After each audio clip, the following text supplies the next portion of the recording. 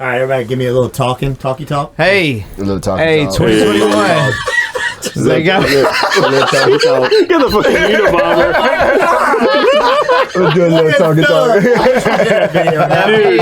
Dude, just a second. A little talking talk. Okay. All right. Where's my phone at? January 9th, 2021. Yeah. Is that what it is? Yeah. So today is January 9th, 2021. This is the first Purple Shed podcast of 2021. And we're going to get it going. No video, but we got some audio going. Let's see. Want to talk for me, Ben? Hey. Okay, cool. I just want to make sure I was right getting you. Okay. And then I'm going to get this going. All right. Well, what y'all want to talk about? Okay. I'll start it off. Okay, you start it off. Where the fuck is Tiffany Dover? I don't know. Have you seen her? Have you seen her? I know they put somebody out there that they wanted us to believe was her. However, after extensive facial analysis of the two superimposed, it's obviously not her. If you go to her Instagram page, you can clearly see there are lots of people who are very interested and very concerned about the whereabouts of Tiffany Dover. And unfortunately, there are no answers. She has disappeared. She got on a stage, on a platform. Yeah, for those that don't know. Yeah. Let me explain who Tiffany Dover is. So Tiffany Dover is a nurse who got on a stage, on a platform, on international television, and proclaimed that she had just received the COVID vaccination, and then commenced to collapse on that stage. Like 20 minutes later. 20 minutes after receiving the vaccine. The hospital says that she's doing well and that we want to respect her privacy. Tiffany Dover has an Instagram page that is public, and since the episode she had on international TV, she has gained close to 50,000 followers overnight. And you can go to her pictures. She hasn't posted a picture since December 13th. I was going to ask you, when was the last time she... It was December 13th. And you can go to those pictures and you can actually see thousands of comments of people asking, are you okay? You collapsed on stage. We just want you to tell us that you're okay. Her family has gone radio silent. Tiffany Dover has gone radio silent. And it's feeding the conspiracy frenzies, but at the end of the day, there is no resolution to the whereabouts of Tiffany Dover. So it's been since December 13th, is that what you said? December 13th. What were you going to say, dude? I'll say it's here lately it's kind of been their whole thing, making people go radio silent, so it's not too long of too far of a stretch of the imagination. I just don't understand. It's what is so. And this is how I view this situation. And we've talked about this, before. And so she's a female, like a young, relatively, looks like she's not like a petite, attractive female, right? She's posted on Instagram and Facebook pretty regularly, because that's what, somebody in their late 20s does. That's a girl that, I don't know if she has a boyfriend or husband or whatever. And then she has a husband. She has a husband? Okay. Yes. And then all of a sudden, she gets this shot, faints on national TV. This is what she wants. Don't people that do that want attention to a degree? Would think, yeah. So all of a sudden here she's the world stage. She's getting 50,000 followers, and she doesn't just go, click, I'm okay, guys. Here's the newspaper. I'm fine. Exactly. It just makes no sense to me. It makes no sense. Now, I'm totally just disregarding her feelings about this overwhelming. I mean, she may be sitting in a fine somewhere, just like, fuck all those people. I don't want this. I like making some... hey, I'm drinking a martini on the beach, and blah, blah, blah, but I don't want this kind of attention. I don't know. I'm throwing that away. But that runs completely perpendicular, though, to the psychology of her prior to the vaccination. I mean, this girl went on international television. She, I mean, and, I'll do it. Yeah, she wants the attention. Yeah. She's desiring the attention. And now that she has the stage and the platform to actually commence upon that attention, she has disappeared. She's gone. So you did see a picture though, like a side by side, or was it a video that they came out with? I mean, dude, you can go down a rabbit hole if you like. I mean, I'm just wondering, kind of what you saw that you're talking about. I'm just using this platform to ask a bigger question, and that's beyond where's Tiffany Dover, but why the Tiffany Dover? Like, why do we put this out there? And it's almost like a ceremonial sacrifice. Like it was done to show the world this is what happens when you receive this vaccination, and we're not hiding it. It completely it nullifies their lesser magic, where they can tell you, hey, look, I told you what I'm doing to you. Yeah. You accepted it. The terms and conditions. It's just strange. It's a fucking weird thing, man. It just makes so they have no karmic, repercussions. Yeah. So you think it's also possible maybe that like she got some of that COVID hush money, some of that CDC hush money? I can't wait for Ben to say something. I'm waiting, dude. He's like sitting over like poised to strike. He's gonna go. I think everybody was made to sign non-disclosure agreements. Yeah, but still, sure. Man, see, this is what I don't like when people talk about like the Epstein Island stuff. Is they took these guys, they brought on this island, they made them fuck all these 12-year-olds. Not made them, they let them. Whatever the situation is. These sex slave people, they're well underage. Whatever they've got on video. It's like a rite of passage type thing. Is it that? That's what it seems like. I think it's that more than they're going to use it to blackmail these guys because they never blackmail anybody. Because by me, maybe that's the idea. Is if you come to my house and fuck a 12-year-old in my bedroom and I videotape it, and then I go, hey, look, motherfucker, better do what I say. I'm going to show people this video. Well, then I'm going to show people that I videoed you fucking a 12-year-old in my house. That's bad too. Right. Sure. You know what I mean? So it never comes out. It never comes out. So is it just a rite of passage thing? That's what it seems like 7 minutes in the closet with the old man? You got to suck whatever. It doesn't. I don't know. Like the skull and bones kind of stuff, you gotta. But everybody says that, all the major media pundits, when they talk about, it's this, or big news people, they say, they can blackmail them with. But nobody ever gets blackmailed with it. Nobody does. So what is it? I don't know what it is. I don't think you have to come out and blackmail them. I think the whole theory is it doesn't matter if you've got video of this person. When that comes out, that doesn't wash away. Yeah, it might make you look bad too, but whatever harshness you were trying to bring on them still rains down on them, and that's sort of one of the deciding factors of I guess I can't do anything, because regardless if they're going to get in trouble, it's still going to wear real bad on me, and that's what they're trying to avoid. I think that's one way to look at it. Yeah, no, I agree that there's definitely weight to it.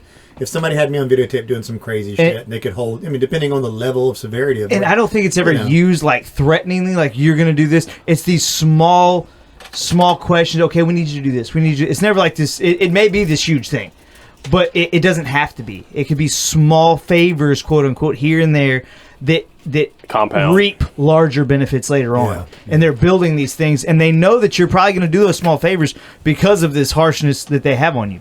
And it's just a back and forth. And instead of just being polite, normal people, they use that darkness as a way to weight each other. I don't. Go ahead. Man, to me, it's almost like the mafia. It's like to join the mafia, or join a gang, you have to do something like petty theft or something like that, or like get involved. You have to go hold up an old lady or something, and steal her purse, right? And it just like Ben says, just kind of grows into more and more nefarious things, and it's it makes a lot of sense. You want somebody who's complicit in what you're doing, because you're growing your resources and your ability to kind of expand, and you're able to kind of reach out and get to more things, more power. Well, in that status. Way, I mean, the blackmail thing. I don't know. Well, I don't even think it's a blackmail though. I think it's like you're just networking almost with like-minded perverts. Yeah. Other fucked up people. Yeah. You're just as fucked up as me. Cool. Yeah, we were curious. We were just checking. I think it's more about compromising them more than anything else. Yeah. I don't think. I think probably a lot of these people think I'm getting into politics and I'm going to make a difference, and they start off from a place of good intention, but they have to do so many things in order for the door to open up, and then once they're through that door, they've been compromised. Yeah. You know, that's one of the steps. Can't wash that stain away. And as a It's bigger and bigger and bigger and bigger with the compromises. But being compromised and it's a ritual. You know, it's an initiation. You know, I think everybody's identified that in different ways. Like you said, it's like the mafia. It is. It's a way, and these ceremonies go back thousands of years. Yeah, you know. Sure, dude. So you know, we live in a fallen world. This is not. You know, when you're talking biblical terms, this is not like a God. I mean, don't worry about that. I mean, God is everywhere, okay? But this is Satan's realm. So, you know, everything that they're doing right now to invert the reality in which you know between right and wrong in your heart, those are the things that they're ultimately trying to achieve. And the more we feed into it, the stronger it becomes. And they've brought everyone's attention to the lowest common denominator, which is politics. And they've consumed everybody's minds with politics. And that's how you control people, is you get them thinking about these details and they're not taking a step back and looking at things from a bird's eye view. Yeah. What are we really trying to achieve as a human species? Well, if we're going to progress, we have to have certain standards by which we live. And we have to all agree upon those standards. If we're not going to have any standards, well, then we're going to have to agree that some of us can control the lives of others. That's how you have a functioning society. Yeah. That's how you have a functioning society. So we have to have a system that's built in inherently. Now, what is that system that you want? Do you want a system of control and overlords, of people who grow themselves over time to be so immense that they can control every aspect of your life? With people growing people, I went like Soylent Green. I'm trying to get off that road right now. I'm trying to get back. Well, but I mean, but do you want everybody to have self-actualized liberty? And that's where you don't have to give this power to this few. I say this all the time. I don't mean to cut you off, but I say when I'm talking to people, baby boomers, my girlfriend, whatever, when we're talking about like wearing masks, which is really starting to feel more and more ritualistic to me. Absolutely. Every second of the day. Yeah. Mark of the Beast. I was thinking about this earlier. Mark of the Beast archetypes. Like, you know, there's these like Jesus archetypes and these archetypes throughout history of people. But what about like events or like Mark of the Beast or the stigmata? There's these archetypal type things that we can apply, like wearing a mask. Getting the vaccine is an art, kind of in a lot of people's mind, a Mark of the Beast art type thing. But I was saying we can stop a lot of this if we just go, no. Yeah, I'm not doing it. No. Yeah. If enough people just go, no. I'm not participating. It just goes away. It goes away. It's literally that, in my mind, that simple. It is that simple. That fucking simple. And that's for everything. 1,000 gingers? No, there's 2. Yeah, or whatever. You're right. Whatever you know what I mean? If enough people go no, then a huge chunk of it just goes away. What? That being said, then why, I'm going to attack liberals just for a moment, then why, just because of the gender thing, then why do you think it's so easy for them to be consumed and think they're doing the right thing by saying, yeah, and agreeing that there are 1,000 genders? You see what I'm saying? If it's so, and I agree, completely I agree. If everyone's just like, no, this is stupid. Well, because a lot of people are saying, yeah, instead of going, why? no, they're all, why? Why are the people saying agreeing with it or whatever? Is it just to get in her pants, to get in his pants, to appease this person? It's appeasement. Whatever. Virtue signaling. Even like, are they conceding like we were talking about earlier? Just, I'm going to concede just a little bit, just a little bit to get my agenda, and then eventually you're in this fucking cesspool that you didn't realize was even going to happen because all you was worried about are you're 2 steps ahead and they were going 14. Yeah. You know, that's what's weird is I understand and I respect and I completely agree that we can just be done with it by everyone saying no. But why are half the population so happy to just say yes over and over and over and over and over and over again? Maybe because there's not any consequences to just repercussions. There you go. No repercussions. They're almost celebrated by chaos. It's like, how many ideas do we have? Let's have a bazillion ideas, and they'll just be chaos. But do they get together and say, why are those people so defiant? Why do those people... Why won't they comply? I don't think they do. Well, there's no absolutes, but when they do those, when they talk about like Twitter and analytics and stuff, they talk about like who left people follow more left people, right people in general follow way more varied. The echo chamber stuff is real for everybody, for both sides. I don't want to hear too much of the other opinion because I kind of know what I think, but I like to hear a lot of it, But a lot of leftists, they tend to follow mostly just themselves. So I don't know if they are. I don't even know if they know all. And they're given everything they want. It's becoming cliche almost now, like a meme. Like they're against the system, but corporations, media, politicians, they're all on their side for that progressive type stuff. Yeah. And they're not fighting the machine at all. They are the machine now. They are. Rage on behalf of the machine. Yeah, that's what. Yeah, I knew I had seen a meme. It used to be Rage Against the Machine. Now it's Rage on behalf of the machine. Right. Come on, man. Yeah, I mean, for sure, it seems like the people that are willing to not identify with either side, let's say, it doesn't matter. For one side, this has become so extreme that even if you hold views to some extent of the things that they believe in, you're still not one of them. You've been marginalized to this other side. And it's becoming so extreme. And they're marginalizing so many people, It's like you've got a few people and you've got the whole masses like standing at the door like, well, I guess we're not going to get into the party. We're not on the VIP list. So, we got to stand behind the curtain and wait for somebody to let us in.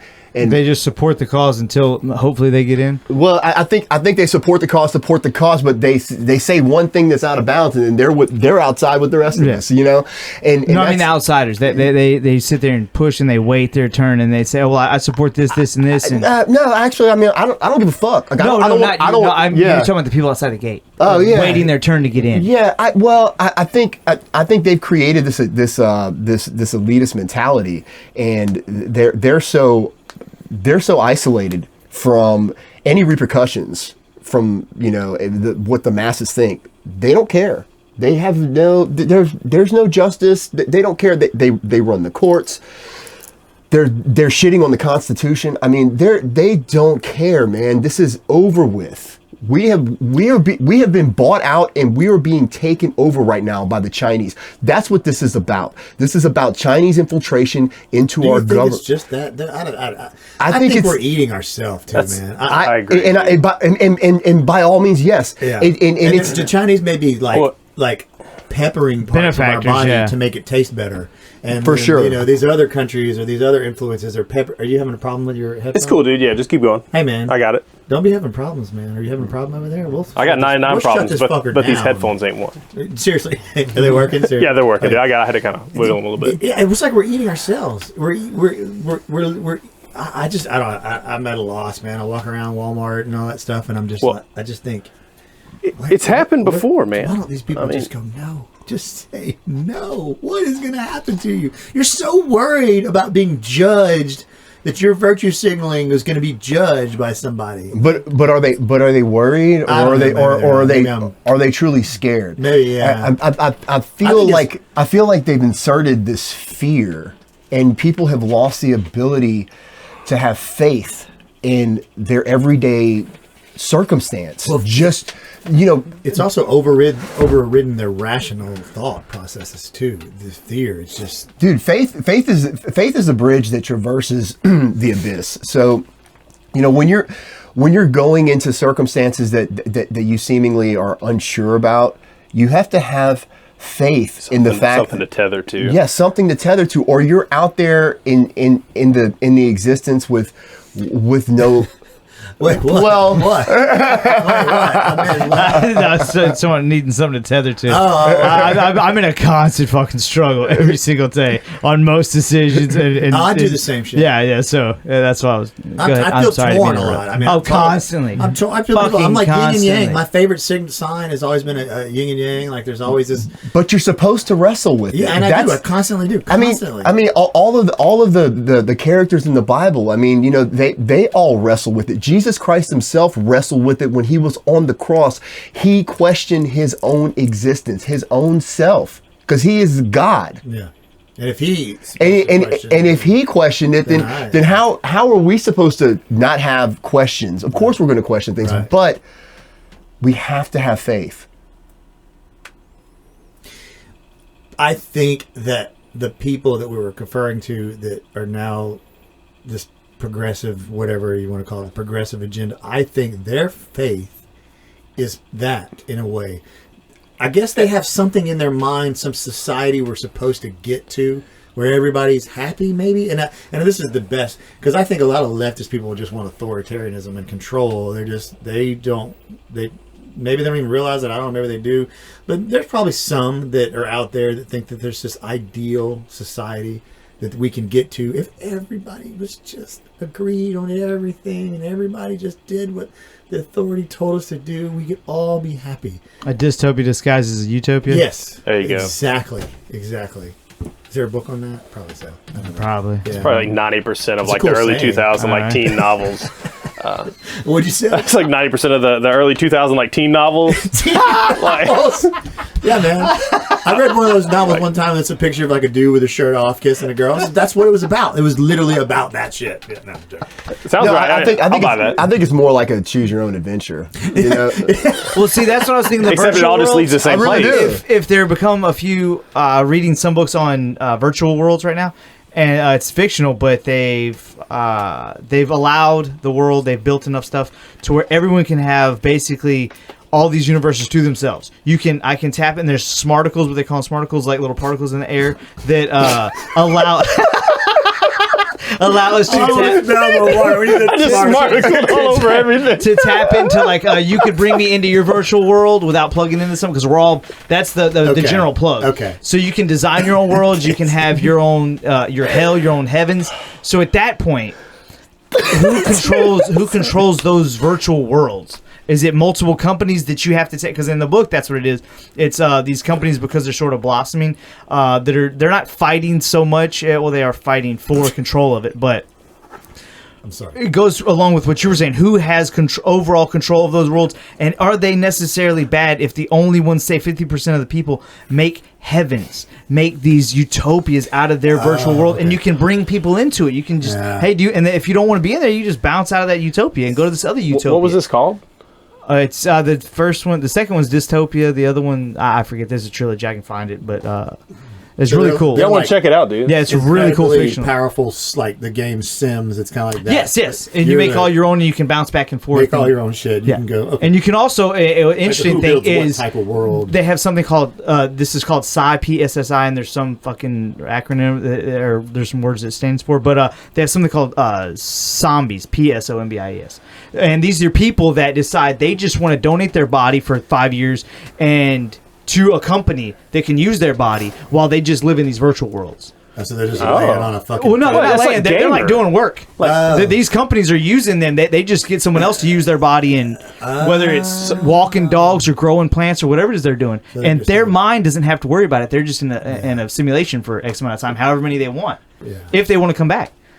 It's kind of like the Gerard Butler movie, like Gamer, except for like they're disconnected from the body that's being used by somebody else.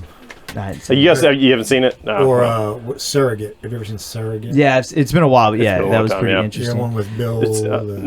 It's Bruce Willis. Yeah.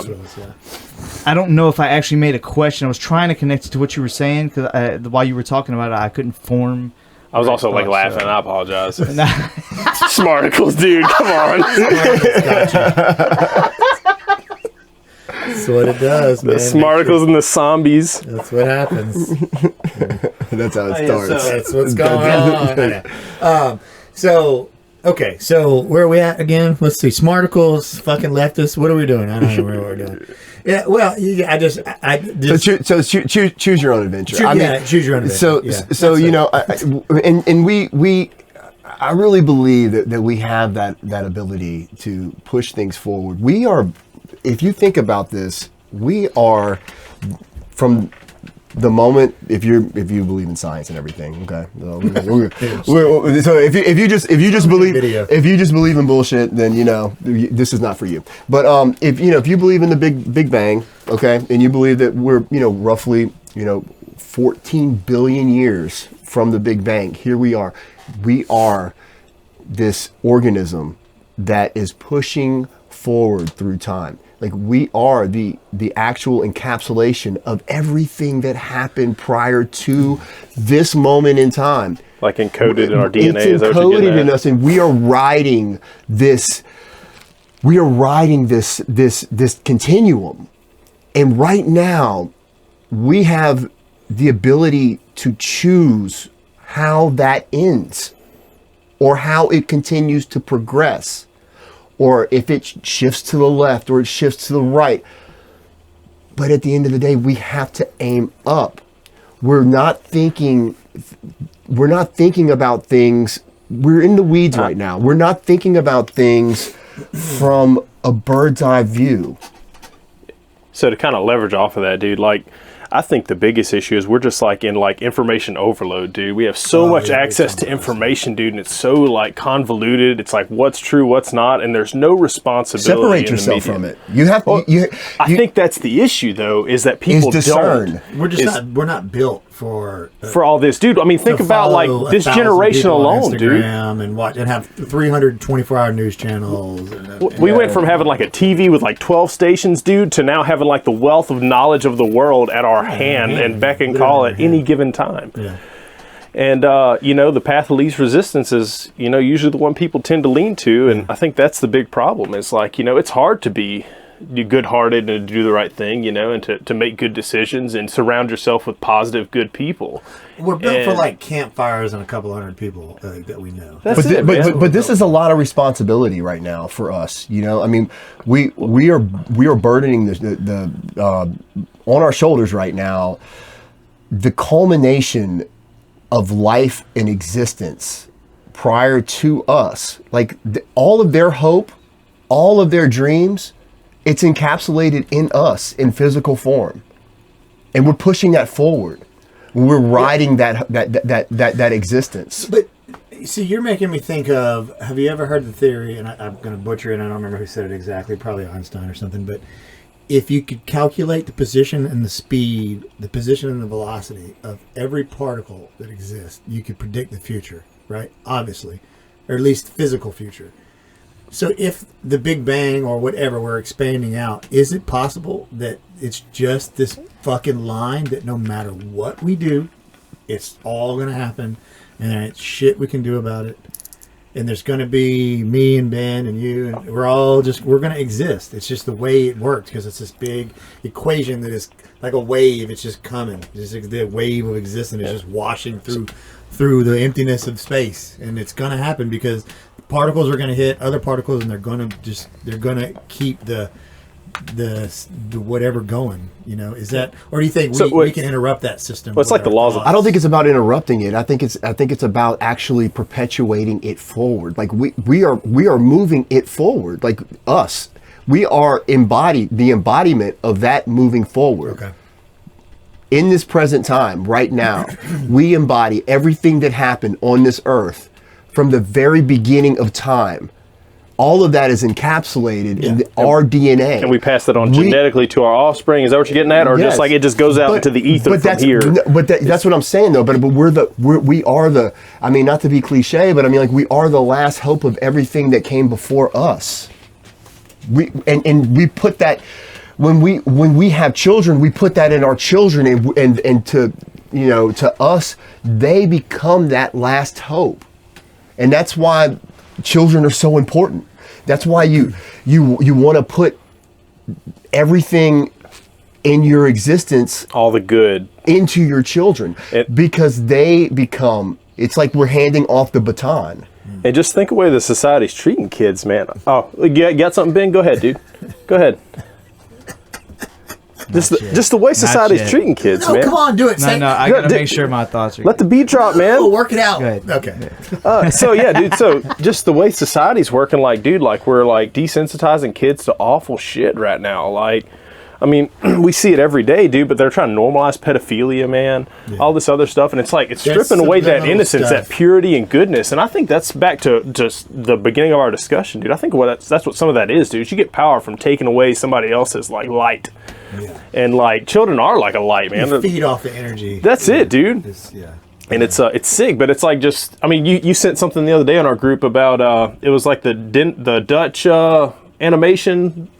The dude's got a schlong that like does things. And it's a kid's show. It's a kid's show. Is that real? Is that a real fucking It's disgusting. show? Whether it's real or not, I mean, it's fucking disgusting. Yeah, I know, but it's even more disgusting if it's real. I didn't look into it. I was like, I'm not even looking into that, man. Yeah. Just think of all the innuendos, like in like just they're all the time, kid shows, man. Constantly. Like freaking some of the crazy stuff, man, that like kids are being exposed to, and it's just. It's like we keep on pushing that line further and further, right? And then eventually there's not going to be any turning back. And kids, like, they're already making them grow up way too soon, man, you know? When I was a kid, man, the most thing I was worried about, like, at the age of 12 was, like, you know, well, am I going to sharpen this stick and, like, whack it against this tree or throw this rock and, like, go play in the woods? And, like, now, dude, these kids are, like, killing themselves because they're overwhelmed, man. They're being bullied. It's way too much information. It's insane, man. And they're trying to take the baton away from us so we can't hand it to our children. And it's, you know, that's what it's about. It's taking the control out of our hands, and it's placing it in the control of this inversion of this fallen agenda. It's this fallen world, and it's always been there. Mm-hmm. This is not anything new. I mean, we're not living in times that, you know, it's profoundly new.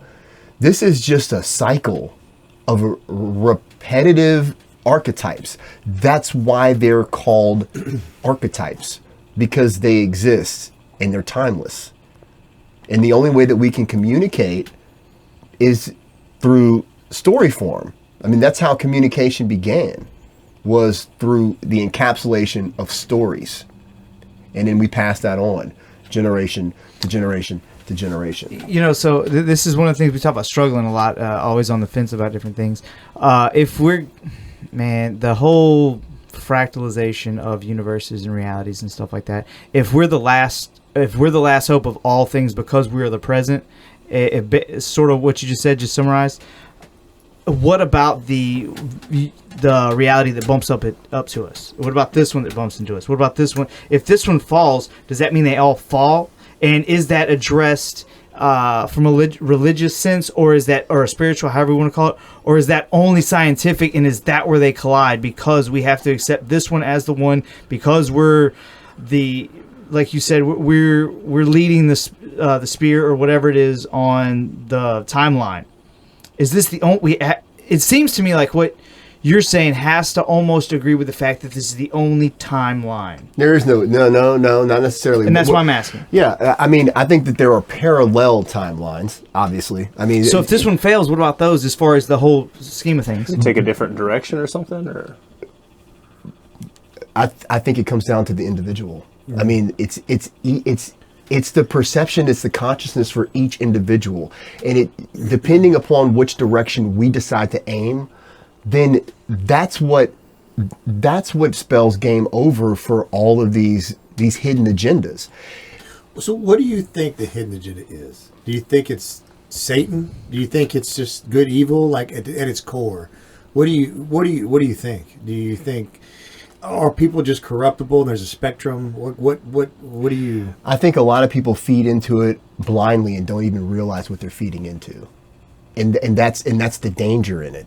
Is that there's this facade that's placed, and people can't seem to have the discernment to penetrate whether or not I should make a choice about this particular instance. When really, when you back away, you can just stay collectively aimed with your heart to aim up. Like you're always constantly trying to point your aim and your ambitions in certain directions. And what jiu-jitsu's taught me so much is that the more you put yourself in hard situations, the better you become. That's what's lacking right now. People aren't putting themselves in difficult situations. They'd rather live in a nerfed world, and that's comforting. But life isn't about comfort. We have to find something to aim at, and we're not. We're not aiming up. I can tell you that. We're aiming at each other, and that's dangerous. Because we all have, at the end of the day, the same journey. We're all gonna die. Yeah. We're all gonna die, people. Like about COVID, we're all going to die. Like that is the end of this journey. Yeah, we're wasting time covering our face with diapers and talking about bullshit. I mean, stop. It's stupid. We're not tripping over people in the streets. But life isn't about comfort. What I hate is it's about dude. purpose. And and I think a lot of people aren't living their life through purpose. I think it's hard to figure out what your purpose is, and I'm torn all the time. I struggle with that all the time. Yeah, dude. oh man, yeah. I struggle with just stupid shit. Just like, man, I'm a lazy motherfucker. I should do this and this and this, and then I think, yeah, but I do all these things. I'm constantly wrestling with my own. I know, and that's good. I know, but I feel like am I? You're aiming up. Oh yeah, I guess. You're aiming up. Sometimes it wins though. Sometimes I'm like, yeah, of course. That suck. That's the struggle. And I think But that's you wake because up we tomorrow. don't have real direct goals. Real things like Sometimes they had to. My goal today is to go out and find some food because I have nothing to eat. Therefore Right. I didn't have the time to the mental energy or otherwise Right. to ponder things. I'm safe. Ponder I'm how much comfortable. these people like me. Yeah. I'm not going to starve to death. Even if we are safe, comfortable, and not going to starve to death, like I'm going to use Tim as an example, just because he has his list of fucking goals. Yeah. I don't have a list of goals. I write down a little shit every day, and one of those things on my list of stuff to do that day is write down a list of goals. You know what I never fucking do? I never write down a list of goals, short term or long term. Really? I always have them in my head, but I never write them down like I'm supposed to. So he has this palpable thing he can look at every day to work towards, so that even if he doesn't think of it in those terms, that helps him keep from getting entrenched in all this other minutia. shit. Like Because he looks at it. Like if I write mine down, maybe it'll help me, Do you gather my thoughts more and be a little more solidified in what I believe and what I think. But I'm constantly in fucking ether, so I just have no idea. Do you make up excuses for not writing down? Constantly. I can constantly. My I'm excuse going for to not wash the writing fucking it dishes. down- I'm going to move around. I got to walk the dog. I Yeah. got to feed the dog. I got to make fucking dinner for tomorrow. Bop, bop, bop, bop, bop, bop. I'll literally lie to myself. I'll be like, well, I write down all my goals. Then I'm losing my spontaneity. Fuck it, I'm just gonna be lazy. Because then I can flow like water. I'll be water. Fucking love Then that. if I write it all down, I'm like a stone. I have this is singular. awesome. I'll just make shit up. Just make it up. I'll just My lie inner to self is myself. dumb, dude, because I'm not trying to trick shit. I mean, y'all lie to yourself. I hope I'm not the only one. I lie to myself. I'm just like, you're lying to yourself. No, I just straight up avoid it. Is it a I was like, okay. no, I'm just not going to do this. And I got these other things that are way more important. I got to move this from here to Yeah, here. I gotta- It's so fucking mundane and stupid, my reasons for not doing things I know I need to do. Yeah. I'll write them. I need to do this, and I'll find every fucking... I'm supposed to mow today.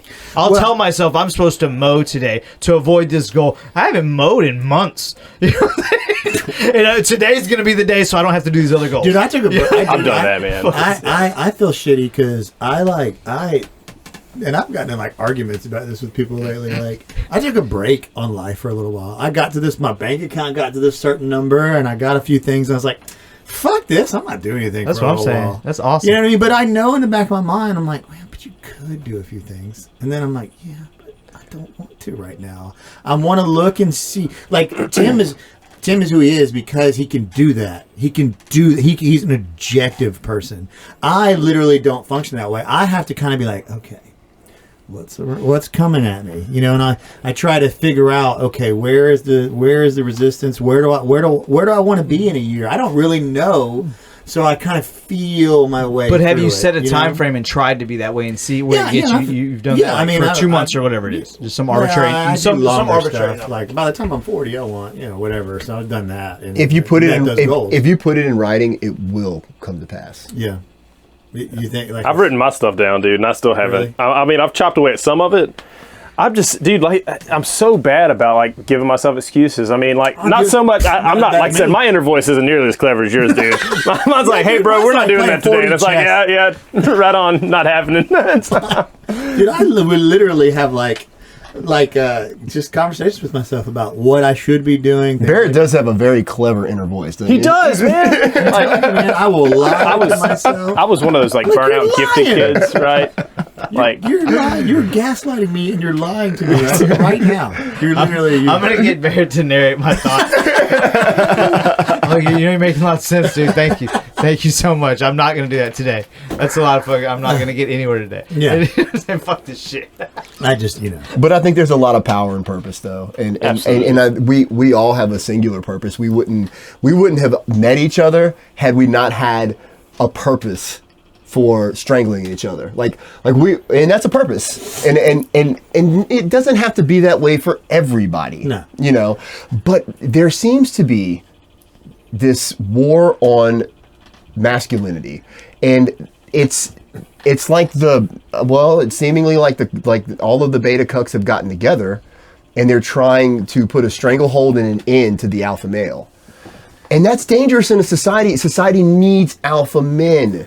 Every society that has any semblance, you can even look back at at monkeys in their society. I mean, there has to be these levels. Yeah. And everyone has a purpose, but you have to find that purpose. And then you have to live through that purpose, and you have to aim at that purpose. And every single day, try to be better than you were yesterday.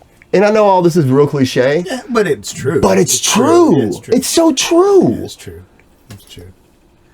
And if you write down your goals, it doesn't mean you have to accomplish those goals tomorrow.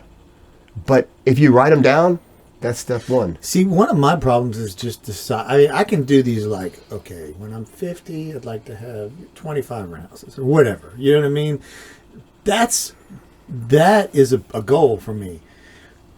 The everyday, week to week stuff. That's an issue. I work differently. It's like I can't quite. That's an issue I run into when I'm trying to motivate. Not that anyone should come to me for any kind of advice, but when people do, Check. Don't go to me. Yeah, do not come. But when people how about don't come to any of us? When they do, and I tell them that, I'll come to me. I say, well, That's what you should do. losing 60 pounds is so hard. Yeah, but I have to explain to them that small goals are the only way to get to big ones. It's so far. It's much easier to make a large term goal. For me to say, when 50, I want to do this, because that's not even real. When I'm 45, it's not even real. That's just so far a fucking way from what I am right now. Tomorrow is a little closer, but so these long goals, I warn people to be very careful with writing those because they're so easy to write down. I could write all kind of shit down, and I know just somewhere in my mind that that's not quite as real as by the end of the month I want to do this. By the end of the year, you see what I'm saying? That's. Yeah, I think, but I try to be realistic with what I'm capable of accomplishing over a period of time too. I mean, I don't know. I think I am. Maybe it's slightly unrealistic. That just means you got to push a little more and you make it. Yeah. It's just I have a problem with I want to own X amount of rent houses by the time I'm 50 years old. Okay, what do I need to do? I don't fucking know. Buy rent houses. How do you do that? Save your rent money. I got 8 now. Save your money. Do this. Do that. You know what I mean? You got someone. Let's see. When is that investment going to mature? And you can use that. A lot of it is just kind of just. But what if instead of buying 2 for that amount, what if I buy 1 for this amount in a better area? I mean, but then all of a sudden my realtor will call me and go, hey man, there's a rent house. It's X amount of dollars and it's open. And I go, yeah, and I go see it and it looks great. Oh, I got to do X amount of work on the floor, this and that. This is can make it this much rent. So my whole plan just goes poof, out the window. You know what I mean? Just because I got a phone call, but it's still my plan. It's my day-to-day plan that goes out the window. My long-term goal, I'm still adding to what my financial stability for over the next 10 years or whatever. But my day-to-day plan can change like that, and I just have to kind of react to it. I guess. I don't know. I don't know if that makes sense or not. Yeah.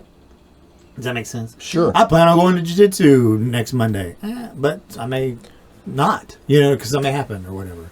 I don't know. Well, I know that I have to go to jiu-jitsu on Mondays, especially when Ben has his kids and he's not there because I have to teach no-gi. So I know that. So, and then this Thursday, I'm teaching at Red River. So I know I have to do jiu-jitsu next Thursday, right? So a lot of things that you can do.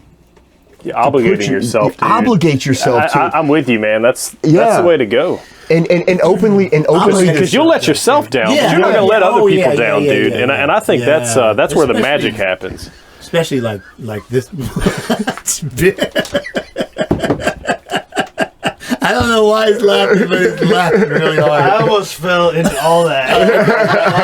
Is that why you're laughing? I was trying to check the time and almost took all that out. That weighs more than you do, man. All this shit. Then it would have knocked me out and I fell right there and I'd be laughing. So either way, it was fine. Sorry, I did not mean to interrupt. No, it's all good. You're talking about letting other people down versus letting yourself down. That's it. That's where we're at. Yeah, just it's easier to let yourself down than it is to let other people down. You know, 'cause you care about the way people think about you, man. You know, you want to have a good impression on people, and it stands to, you know, be one of those things where you got to do what you say because your character, and I'm kind of losing my train of thought here, but basically, but shoulder the responsibility, you know. Exactly, dude. And when you have other people that are depending upon you, like let's say like to teach a jiu-jitsu class, you're going to show up, you're going to have a lesson plan ready. You mind unplugging that light? I'm sorry, dude. I got you. This is cool. One. Yeah. Got you. Okay, anyway. Yeah, you got a lesson plan ready, and you're going to show up on time because you have people that are depending upon you. And you can consciously do this in life in all different types of respects where you have people depending upon you. I'm like, my kids depend upon me. Yeah. So I have obligations that, outside of the controls that I want to have for myself, I have to incorporate their needs into my needs. And having kids is about sacrificing your needs for theirs. And I'm on the cusp of kind of breaking free of that. He just came back. He's about to go off in the military. He was gone for a year. My daughter's older. She still calls me, texts me, "Hey, Daddy, about whatever," and I'll send her $20 or here or there. She comes to town, take her out to lunch. But I'm on the cusp of having my children just now begin to kind of be their own persons in a big way. They're paying their own bills. They're moving out. They're moving on to better, bigger and better things. So I'm kind of like, well, I mean, I've got a girlfriend with a young daughter, and I spend a lot of time with her, and we spend a lot of time together, but she's not my daughter. And I wrestle with, I would literally fight fucking lions in a ring of fire with machetes for her if I had to, you know what I mean? Absolutely. But she's not. She didn't come from me, so ultimately my responsibility isn't, you know what I mean? There's a disconnect, So I'm like, what do I want to do? I'm okay. I can pay I'm not going to starve. I'm not going to be hungry. I got a place to sleep. I'm not going to go hungry. I've got some options. What do I want to do? So, and this is where I sat, and then I kind of hunched, and then I kind of like laid down on the side, and I was like, now I'm like, man, I need to do something. What do I want to do? Fuck, this is comfortable, but like I kind of feel bad. You know what I mean? But I don't know. So this weird little. That's when you should make music. Well, I do. Yeah. But I have obligations too. My parents, my girlfriend, her daughter, my friends, jiu-jitsu, myself, there's all kinds of other obligations. I don't know. But that's part of my struggle. But that's why the arts are so important, you know? You have to have some kind of, intellectual pursuits, but you also have to have some, some other pursuits outside of that. Yeah. It's like an outlet, man. The liberating arts. That's where you get like studying liberal arts. It was liberating arts. Yeah, it's not just an outlet. It's a research into your own psyche. Yeah, absolutely. Growing of oneself instead of. And I'm not against selling it as an outlet, but people don't. I don't think give it credit. But you offer it to other people in creative form. I've learned so much about myself by doing jiu-jitsu, things like that. I think jiu-jitsu is an art. Absolutely, 100%. 100%. Yeah, but in its creative form. I'm sorry. No. I said, do you know? Yeah. No, Professor earlier was saying, why they have, what do you say, belts? Is so that they could, and I thought it was to just simulate zippers. because we wear gis to simulate clothing, and so like, what if somebody had a jacket with a zipper on it? Man, are you serious? Are you trying out material on us right now? What is going on here? I was trying not to laugh. But when how he was old are giving that zippers? speech. Yeah, I was gonna say, How long have zippers been around? I was just, I thought it came to my head, and I was like, "Don't start laughing! Don't start laughing! Don't start laughing!" Don't, because he was teaching something. I started laughing, like, ah, fuck. So I tried to like shake it away, and it didn't go away. And he's like, "What?" I was like, "I can't say that right now." But I mean, Etch a sketch. the only other thing would be buttons, and how long would buttons last in the jiu-jitsu class? Buttons all over the damn place. Could you imagine you were like choking somebody in a button coming off at like 400 miles an hour? Can you imagine how big that smile would get when you saw that shit? Yeah, but how big would it be though when you're wrestling, over here and somebody's button hits you in the eyeball going 1,000 miles an hour because it popped? Yeah, And then professor would be like, "I'm getting tired of y'all leaving these buttons all over." All these buttons on the ground. Nobody came up and picked up all these fucking buttons. we need to. Oh my god! Help! Yeah, every class we'd have to hear about the button. We'd have to hear about the buttons. Oh god! Yeah, people are bleeding on my mask. Yes, Yes. sometimes we get. It's It's the contact straight sports, buttons, sir. man. I feel bad because my fingers crack a lot. Yeah. And I feel bad when I go against somebody with a lighter gi on, and I start seeing right where I was just grabbing like a bunch of little blood spots. Oh wow! I'm like, hey, just so you know, I'm But not you don't hardly ever there's grab the gi blood. anyway. There's blood all over you. It's usually your chin, that he goes for. and they're like, what? And I was, I'll grab it. I wasn't trying to trick you, But yeah, that's one way to go. Do this like a little. You touch somebody and then like they look, you poke them in the face. It's kind of the version of that works in a lot, jiu-jitsu. unfortunately, a lot better than we think. Yeah, it does. We're stupid. It works on my 7-year-old all the Yeah. time. Like earlier, Hey, your shoes untied. I was trying to get through a group of people grappling earlier, and Tim Mohan and Anthony from Leesville were rolling. They're both sort of wrestlers. And I tapped one of them because I thought they were coming this way, and I was just trying to get through. I didn't want to get collided. Yeah. And I think Anthony was there, and Tim was almost on his back control. And whenever Tim looked up, Anthony saw that it was okay, and he went to Tim's back real quick. I was like, "My bad, I didn't mean to." Fuck this. I didn't mean to interrupt and all that shit. Y'all are still fighting. Dude, who was I rolling? I was rolling with somebody the other day, and I don't remember. I was on top choking him, and you walked by, and you're like, "Hey, what are you doing? What are you doing?" It was Aaron. I did it a few times too. Like, what are you doing, Aaron? Why are you letting him do that to you? Man, he walked away. He came back and like, "You're still letting him do it?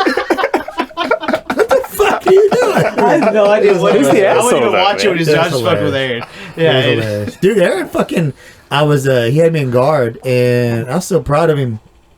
I was trying to do something dumb or whatever, and I was like, I'm just going to try to Ezekiel choke him from the guard, and I stacked him really good, and I was setting it up, and he just like goes like, whoop, and flipped me over and got mount on me. I was like, oh, well, fuck, Aaron, that is not what I wanted to happen. You just did some jiu-jitsu, boy. Yeah. No, Aaron's getting good. Yeah. man. Just grow up so fast. Oh, no. They grow up so fast. Pretty soon he'll be leaving the nest. I hope not. Yeah, no, he won't. That blue belt, man. It's a bad one. I think he's I think he'll stick around. Pour that kombucha out for some of our lost homies. What do y'all think that is? I think at blue belt, when people get that, It's ego in life. It's Not in the sense that I'm fucking confident about that, man. It's not in the sense that I'm fucking better than everyone. I know enough to protect myself and do what I need to do, and I allow, maybe not functionally, or consciously, but I allow life to take over at that point. This isn't as important because I got something out of it. Yeah. Versus using that as a journey itself. I think people unconsciously do that. They're like, I can handle myself, and that way it's not quite as important. I think it's down like to ice like trays when you got ice maker. setting like goals and stuff. It's like one big goal, and they get that, and it's like, well, I did something, and then it's like everything else has lost its luster because you've achieved this big thing, this pinnacle, or what you said is a pinnacle, and then it's like everything else past that point. It's like, well, like I can go do other stuff now. Like I did this big thing. Whenever we should be looking at like black belt as like the ultimate goal, and these are all just like little stepping stones to get to that point. And I think people prioritize like belts rather than prioritizing the journey.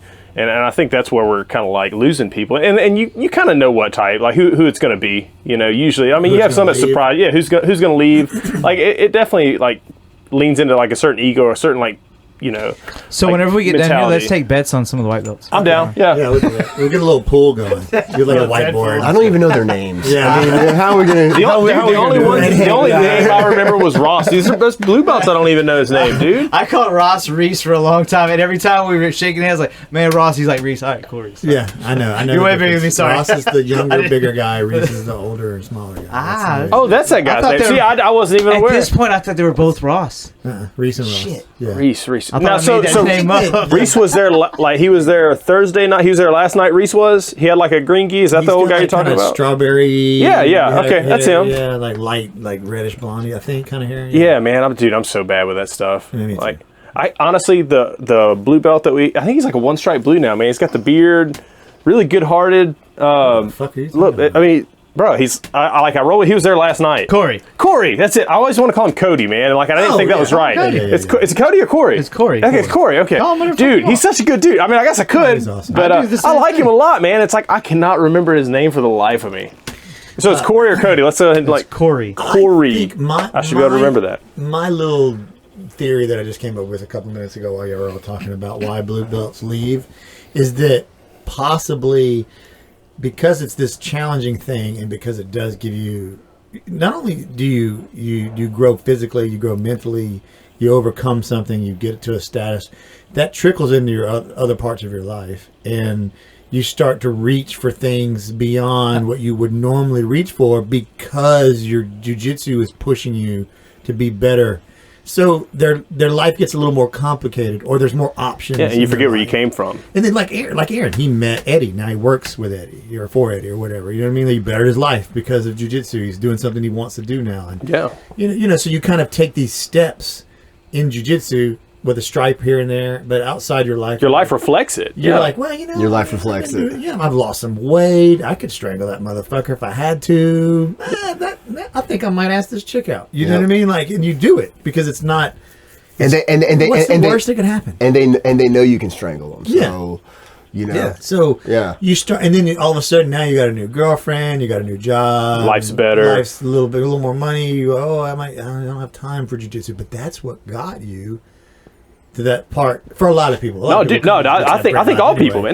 No, man. I think there's always something to improve with, like just even if it's just like your overall, like the way you look at yourself, dude. Yeah, just a better. You know, like I would urge everybody to go to our Facebook page and look at the pictures of our group pictures with Ben and the smile that this dude has in every single picture. And he has right now. There it is. That's jiu-jitsu, baby. That is jiu-jitsu. Yeah. talking about like the transformation though, dude. Look at Phil, man. Phil, you've had the same like similar job, like similar pay scale, like all the way through jiu-jitsu, right? I mean, like so that wasn't like a step. So you've been pretty consistent with your relationship, like with Tammy, right? I mean, that's all. Yeah, but all kinds of shit. But no. So hear me out, dude. Yeah. Like just Phil's demeanor, dude. So I came in like 4.5, going on 5 years ago. I caught up with Phil, man, and dude, he was like uptight, man. Like literally, he'd squeeze the fucking ink out of your gi, like just a monster. And it was like everything was so tight, and the way he walked around, it was like almost robotic, man. And he was just like serious looking, bro. I'm not even fucking around, down, dude. He was like scary looking, man. I was like, dude, this guy's a fucking dick. I had a carrot in his ass. He did. Oh, dude, more than a carrot, buddy. Yeah, that dude had a fucking hollyberry bush up there, man. Dude was upset. But Well, Wow, tell us how you really feel about no, dude. So I know, but I mean, obviously, I met him. We became really good friends, man. I know more than that now. But like looking at him now, bro, I have a bidet now, so Yeah, you do. he washed that bush right out of there. Fucking bush right out of there, man. But no, man. What I'm saying though is like just looking at his pictures, man. Like from like the because I think he was just like a blue belt, like fresh blue. There's a And, white like belt. looking at him, think, man. I think all of us. you can look at pictures and you can see the transformation. Yeah, It's like a weight's being pulled off your soul. Like the further you go, it's like everything's better. You were doing the same thing, making the same amount of money around the same people. I will say this though. I started everything kind of around the same time. So I started this new job. I started jiu-jitsu. I started dating Tammy.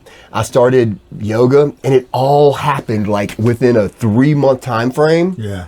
And from there, I mean, I have just catapulted. I mean, my existence prior to that, it's nothing that I would even want to live now. You know, Absolutely. I was so That's pretty profound. it's very profound, and I You found probably had a pretty good life. and I found all these pursuits, Yeah. and then I found you guys. So I found that's these the- pursuits, and I found you guys, and I feel like we're all just feeding off of each other, and we're building each other up, and we're just, I mean, regardless of what happens with society, dude, we're gonna be okay. Yeah, I got you. We're gonna be okay. Do you feel like jiu-jitsu was a glue for all that that's going on in your life? Like you kind of got all these things, and jiu-jitsu kind of held it. You know what I mean? Or I do you think- feel- I or do you think- just think it's a part of Lane. I think all of these things just, I mean, they just came together, and it was, I mean, You just got on the. You're riding it. I think riding jiu-jitsu it. I'm just riding strips it. the bullshit away, dude. It does. That's for me, dude. That's what it was. Like, man, I was fat. I mean, I was big, dude. I had big arms, big everything. I thought I was something, man. Walking around 265, man. And I thought I had shit figured out, you know. And I looked at it and I was like, man, I'm one unhappy son of a bitch, man. Like, yeah, dude. I'm just like, it was like you're in a rut, you know. It's like, well, I got this job, I'm making okay money, you know. I've got a wife, I've got a new kid. It's awesome, but it's like, man, something's missing, right? It's like I need something, dude. Ever since that happened, because it's like, man, where am I going to find time to jiu-jitsu? I wasn't working out anymore. I wasn't doing anything else. Like, well, you make time, and whenever you do that and you prioritize jiu-jitsu, you're able to prioritize other things too in life. So like, it's like, well, I'm gonna make time to like read more. I think I told you about that. I like started challenging myself, like one book nonfiction, one book fiction per month. I would try and read.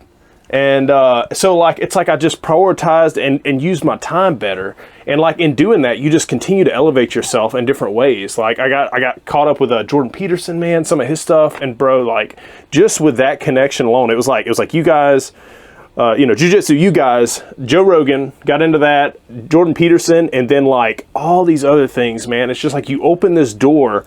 It's like once you start getting your mind in the right place, dude, you just kind of walk this line, and it's like automatic, you know? It's like you already know where you're supposed to be going, but it puts you on the path, man.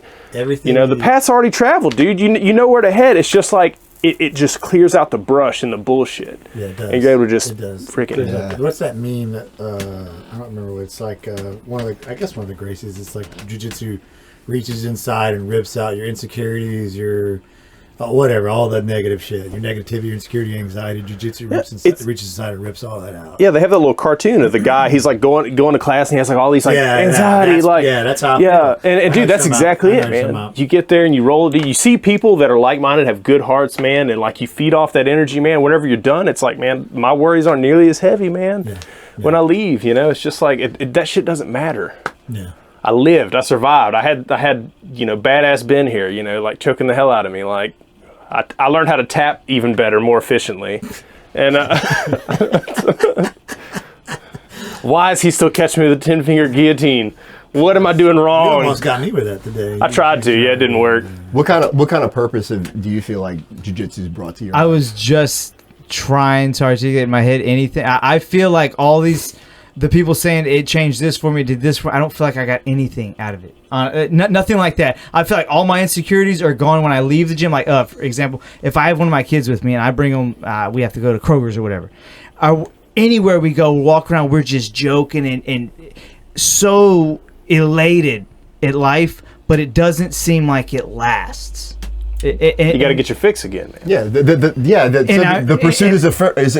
And so I you understand that, but it doesn't seem. It seems like the trickle into life, into being a dad, into being a this. Oh. It just seems like it just trickles, if at all. It's like there's the fucking just barely having an effect on all this other stuff. Of course, some people say I was so angry before jiu-jitsu. So do you think jiu-jitsu? All that's still the same for me. Didn't you just finish school, Ben? Like, didn't you just knock out these goals? Do you think if you weren't in jiu-jitsu, you've been in jiu-jitsu what 10 years? For sure, it has had those effects. No, I'm talking about the ones where we say I'm not as aggressive. I've done this. I have these. I thought you were saying like, well, nothing's happened in my life really. No, that's why I tried to be a little more specific with examples and stuff. But so you feel like your personality? I don't think my personality's changed much. Well, back to that, it just exposes the good stuff. Yeah. Okay, that's a good point. It exposes these things that I need to take care of, but it's like no matter how hard I try and can recognize and I can articulate a lot of my bullshit, I'm able to turn a blind eye to it willingly or unwillingly. Write it down, asshole. Well, any of that. I can fucking do all that, and it just seems like, your own advice. Jiu-jitsu is for other people, but that's not going to help you in that area, homie. So it's just weird whenever, not weird, it's weird that it hasn't. Do you think when you hear people like us talking about it, do you feel a little bit like, No, it's more like, oh, that's fucking cool. Yeah, dude, that's cool, because not me. Because I wonder sometimes, like how earlier, I have apparently a clever inner voice. Sometimes I tell myself these positive things about jiu-jitsu or any other thing in my life, and I do go, but is it that? You know what I mean? I'm always questioning. Man, always. I've like squished that voice, man. Yeah, like I've put that shit away. So one of the things I write down every morning, I have noticed an effect since that, is I write down 0 negative self-talk today. If I'm gonna say something about it, if I feel negativity coming to my brain, I just replace it. I replace it with something positive on some level, because gratitude, man. I am so fucking good at tearing myself to pieces. And that's a choice. But that's a choice, though, right? Yeah, that's a choice. Yes. Yeah.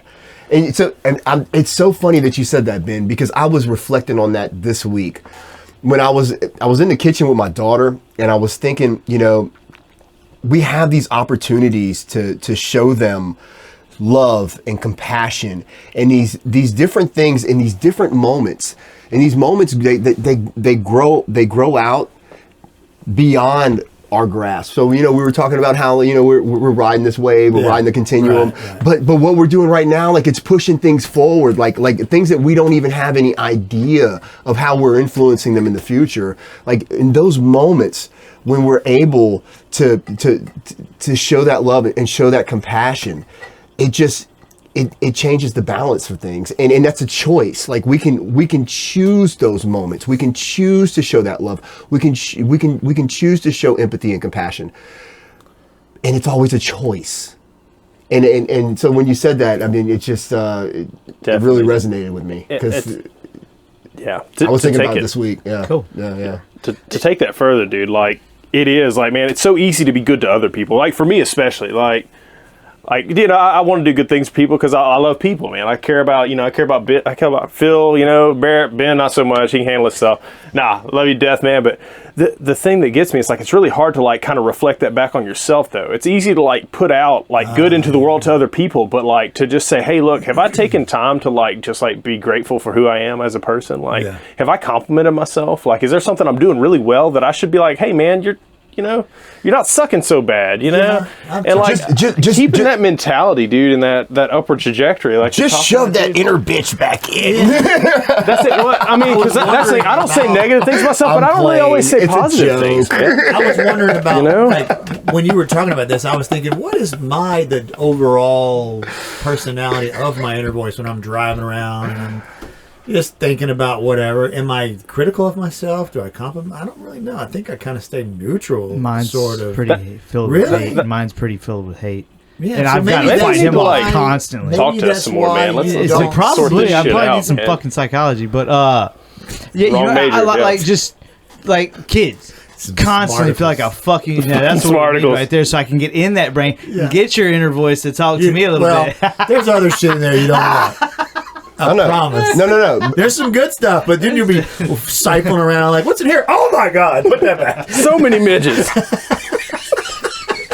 I saw Willow earlier outside of jiu-jitsu. So many midgets. Oh my God. Anyway, I was going to say, maybe that's kind of why, and you probably know this, I guess, but why you don't view jiu-jitsu kind of the way we do, I guess, a little bit. Because I hate myself? Yeah, is that? Do you hate yourself though, dude? Like, do you actually hate yourself? I think so. I try to talk myself out of it. Why do you think you hate yourself, Ben? Because it comes up so much. But I mean, like, what about you do you hate? Like, I have no idea. That's what I'm saying. I have no idea. But we're not going down that road right now. Fuck you, we're going. Is this called the Ben Parpar podcast? I don't fucking think so. Okay, well, all right, Ben hates himself. It's been fun now. Okay, well, that obviously is why you view. I don't. I think I'm a fucking asshole, but I don't hate myself. I guess I don't really know. Maybe I do a little bit. I don't know. I don't really think about it like that. I don't either. But like, when it's time to react to something, I don't really think about preserving myself or whether I hate or love or. I don't know. I don't know. I'm not sure. I never really asked myself if I hate myself. I definitely think I can improve, for sure. Definitely think I'm deficient in lots of areas. Yeah, I could definitely. And that's definitely what I do too. Like, I just like look at where I'm lacking, but I don't ever like just like, dude, you're a piece of shit. And like, that may be what it is. I've had the way I don't know, but maybe it's I see deficiencies, and instead of just directly acknowledging them, it's easy for me to go straight to hate. I'm like, oh, you're a piece of shit because of this. You're a piece of shit. You know what I'm saying? That may just be the first reaction to those things versus being able to actually look at them and analytically break them down. You know what I'm saying? Yeah. That may just be like when someone says something, you angry for a second. Oh, wait a minute. That's okay. Let's just do it this way. That may just be most of my internal reactions. But is that masked as hatred? But is that jiu-jitsu, what you just did right there? Yes, that? but when you do it, when you can't do it mentally. You talking about that's the point. When you back away? You talking about? Yeah. Is that what you were saying? Like, Yeah, that's what he's saying. Okay. It's 100% jiu-jitsu. Okay. Huh. Do you think that other people? How do you? This is interesting to me. How when you look at other people that look like they love themselves, do you think they're full of shit? No. Do you really think people generally care about themselves? Yeah. And don't have that viewpoint. Okay. Well, if you can have one outlook, you should be able to have the other, right? I guess maybe it's like Yeah. the. Okay. I'm just. I try not to be. I try not to be envious. Dark. I'm like, Jesus, this Really? is fucking awesome. I wish I could have a little bit of that. And then I might find it. And once again, I'm self-deprecating, so maybe I do have a lot more than I think I do. Yeah. But it's easy to focus on the bad whenever you rather than the good, for the most part, because you always want to look for how to improve. Yeah. Let's just leave it. How much love are you putting out into the world, though, homie? Not a lot, probably. Maybe that's some of it too, dude. Dude, this guy literally rehabs people back to their prior, like if they go in the hospital and they break something, Ben helps them get back to where they were prior to that, to them breaking that whatever they broke. I mean, he's fixing people. He's phenomenal. He's phenomenal at his job. You're fixing people. So when you're in a parking lot, dude, and you bring your buggy to your vehicle, you put your groceries here, this is in. the What do you test. do with the shopping cart? If the guy's out pushing, I bring it to him. If he's not, if nobody else is there, it's just you in an empty lot. 99 times out of 100, I push it to Then the you're a thing good- where Then you're a good person, Ben. What the fuck are you worried about? Sometimes I look around and I say, "Oh, there's no cars near this thing. I'm leaving it there because I don't want the wind." I've seen that before. You're just pushing and then there's this stray one like. He's got the one bad What wheel. the fuck happened? It's just like rolling and it clang like. Oh. Where'd that even fucking come from? Was that Jesus? See, I put the cart back too, but I also choked a homeless guy to death a while back. That's too. awesome. No, I'm joking. He didn't die, man. You're He good. didn't die. He didn't die. He didn't die. Okay. No, I put the. He wasn't homeless either. I found some cheese in his pocket. Yeah. And he was, He was a thief. He was a homeless thief. Actually, and he was a midget too. yeah. Homeless midget. Many midgets. It explains the choking, though. Midgets. Hashtag. So the to death thing was just an accident. Yeah. It's like- Oh, God. he did the rape choke thing to me today in class. He's like, "Hey man, what does this feel?" Oh, we were talking. Dude, there's something to it. He's like, "Man, get on your knees, but I'm gonna stand up normal." He's embellishing. It was worse than that. Do explain. We were talking about if somebody that was like really, really good at Was Krav choking a Maga midget. Oh, okay. also was really good at jiu-jitsu and like the dirty kind of shit badass you could do, freaking- like when you're holding somebody down, you could like do the thing where you grab and touch your fingers together here to hold, you know what I mean? Rip the nose off. sucks. You know? Yeah, man, put your fingers in your eyes, you know what I mean? Like I do arm drag. A lot of people do arm drag to back. I do arm drag to eye gouge. And instead of grabbing the lapel, I grab the trachea. Yeah, I scissor sweep by grabbing the trachea and gripping the trachea, and then I scissor sweep right on. And I put their fingers in my mouth, and that's my grip on their hand. You know what I mean? Like, shit like It's that. believable from Barrett though, dude. The way he bites shit. Like, who bites geese, man? Like, you see where those things are? Color I've still been on doing that a lot more Have you? lately. See? Yes, There you yes. go. I was like, just because I've committed a little bit before the end of the year. I committed to doing more gi stuff. Yeah, just that's good. for whatever reason. And that's what you So- defaulted to? It's like, I'm gonna start biting well, people's No, I fucking mean, geese. you're like, if I could just get a better, if wanna do I more could get a gi little stuff, tighter man. something, and I almost spit out my mouthpiece just so I can get a better bite on the game. Pull it, and I'm looking at people in the eye as somebody else is rolling while I'm doing it. Yeah, they. It's funny when they do. It's like a notice you fucking do cat. that. They're Yeah. like, "Did you just?" bite Yeah, they try to my swat gi?" you almost like a dog. Yeah, I don't. No, that hasn't happened. But Well, I'm small. okay, I keep a spray bottle in my gi just for that. Like, no! bear mace in my gi. Man, I don't know. It's interesting to me that you view yourself as a piece of shit. Yeah, we all think so highly of you, too. I It's know, just man. crazy, yeah. You're man. so It's far like, from dude, you were like maybe the- I don't know what's going on when I'm not around you. Maybe you're a piece of shit. I don't Maybe know. you kick But dogs what and I shit, See, I don't see that at all. And I appreciate that. I think you're just super hard on yourself. I think that's what it is, dude. You're kind of a perfectionist, it feels like. Yeah. Are you? Are you, Ben?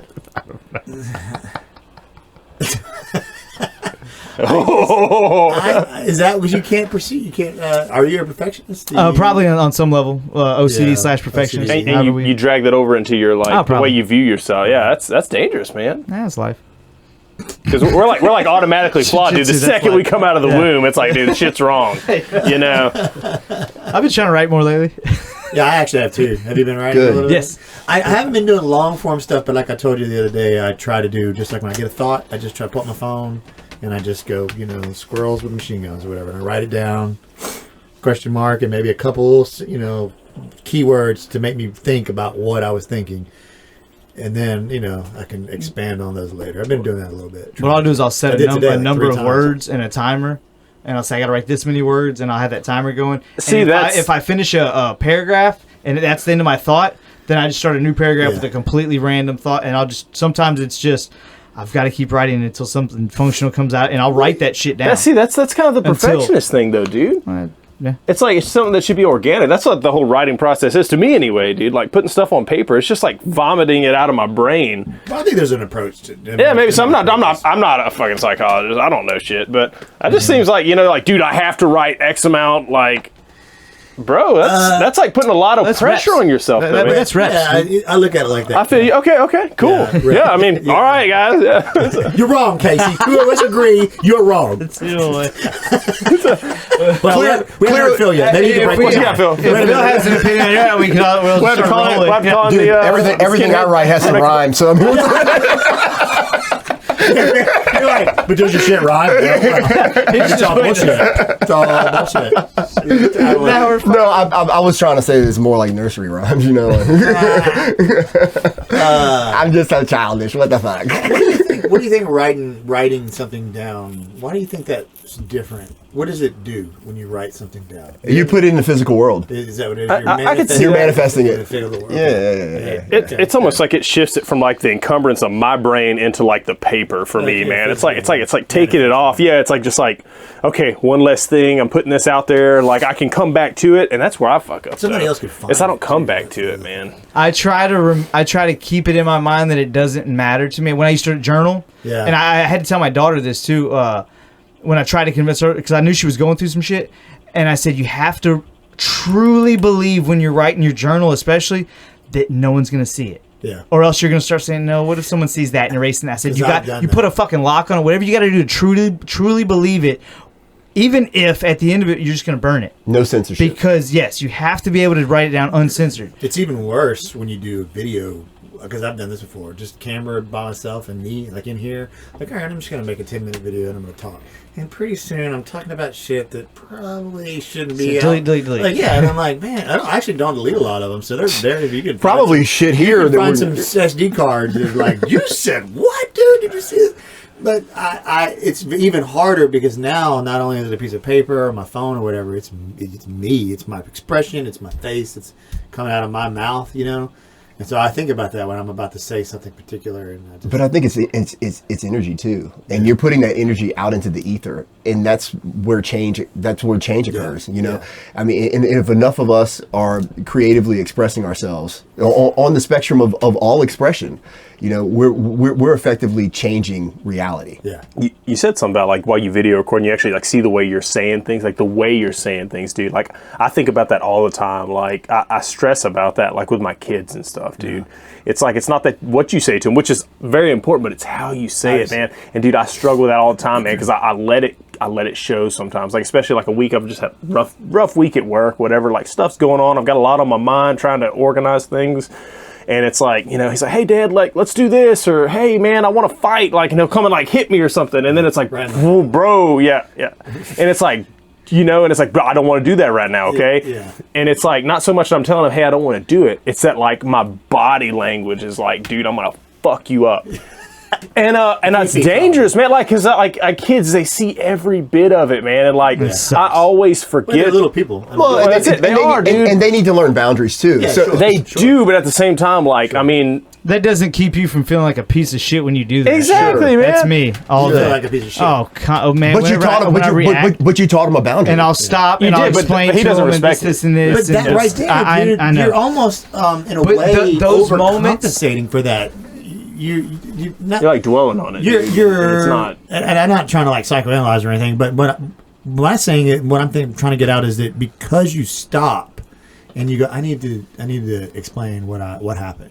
That means you're not a piece of shit. Well, yes, You but know? and I understand that and I agree with that. But what my thing is, if the me being that piece of shit, let's call it that because I can't think of the right words, verse is only 10% of the time, my brain latches on and dwells to that a lot, or dwells on that rather a lot more than the other moments whenever I took a moment and explained. It just sticks. Those stick a lot. 10% is a huge number, dude. It's probably like for you, dude, like 0.00015%, man. You know, like it's such a small part because you're sleeping most of the time, man. You know, you sleep like what? How much of a dick I am. I'm gonna pray for you, man. I appreciate that. I really am. I do. Yeah. Appreciate it. And religion is like always like a a weird It's not- subject it's- for people no, and dude, stuff. But it's like not about religion. putting It's that. Well, that's what I'm saying, dude. So it's Y'all want like me just to just putting that bounce and I'll positive continue? You gotta go? I'm energy. fixing to have to go. Oh, Y'all okay. gonna continue? We can end it, man. I'm good. I'm Okay. good with that. Yeah. Well, yeah. Okay. Yeah. Well, let's. Okay. What time is it? We went for 2:32. An hour and almost 20 minutes. Right. Yeah. So that's not bad. Okay. I love you guys. Love you guys. Love you man. too. Love you. Yeah. Appreciate you guys. Yeah, man. All right. So today is January 1st. No, I'm sorry. January dude. 9th, 2021. Public Shed you Podcast. All right. Let's end it. Go fuck Bye. yourself. Go fuck yourself. Yeah, go fuck yourself.